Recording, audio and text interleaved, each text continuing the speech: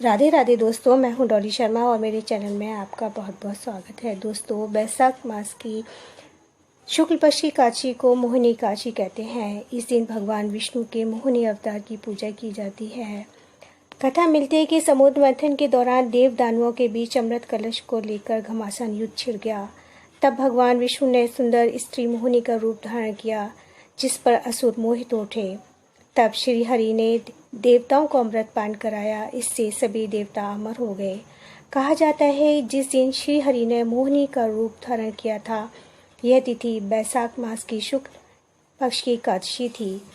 यही वजह है कि इस तिथि को मोहिनी एकादशी के रूप में मनाया जाता है। इसके अलावा इस दिन भगवान विष्णु के भी मोहिनी रूप की भी पूजा आराधना की जाती है। इस दिन विष्णु भगवान की विधि विधान से पूजा करने से सहस्रों गोदान का फल प्राप्त होता है और सभी पाप दूर हो जाते हैं। आज मैं आपको मोहिनी एकादशी की कथा सुनाने जा रही हूँ, जो इस प्रकार है। बोलिए विष्णु भगवान की जय।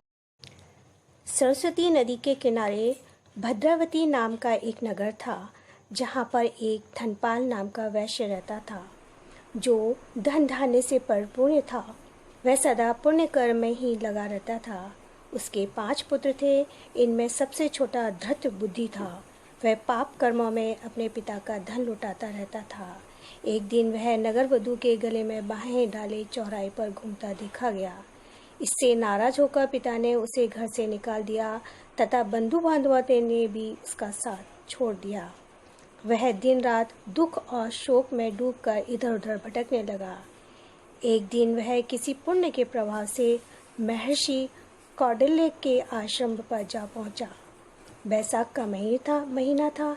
कौंडिल्य गंगा में स्नान कर आ रहे थे, अतः उनके गीली धोती के छिटे धृत बुद्धि पर पड़े और धृत बुद्धि शोक के भार से पीड़ित हो मुनीश्वर कौंडिल्य के पास गया और हाथ जोड़कर बोला, ब्राह्मण द्विज देश श्रेष्ठ, मुझ पर दया कीजिए और कोई ऐसा व्रत बताइए जिसके पुण्य के प्रभाव से मेरी मुक्ति हो। तब ऋषि कौंडिल्य ने बताया कि बैसाख मास के शुक्ल पक्ष में मोहिनी नाम से प्रसिद्ध एकादशी का व्रत करो।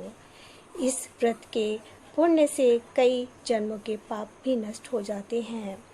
धृत बुद्धि ने ऋषि की बताई हुई विधि विधान के अनुसार मोहिनी एकादशी का व्रत किया, जिससे वह निष्पाप हो गया और दिव्य देह धारण कर श्री विष्णु धाम को चला गया। अतः इस प्रकार जो इस व्रत को करता है, उसके सभी पापों का नाश हो जाता है तथा व्यक्ति के आकर्षण प्रभाव में वृद्धि होती है।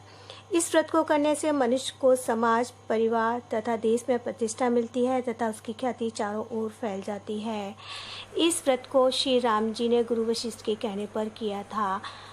जो इस व्रत को विधि विधान से करता है, उसके सभी पाप नष्ट हो जाते हैं। बोलिए विष्णु भगवान की जय। भजमन नारायण नारायण नारायण, श्रीमन नारायण नारायण नारायण।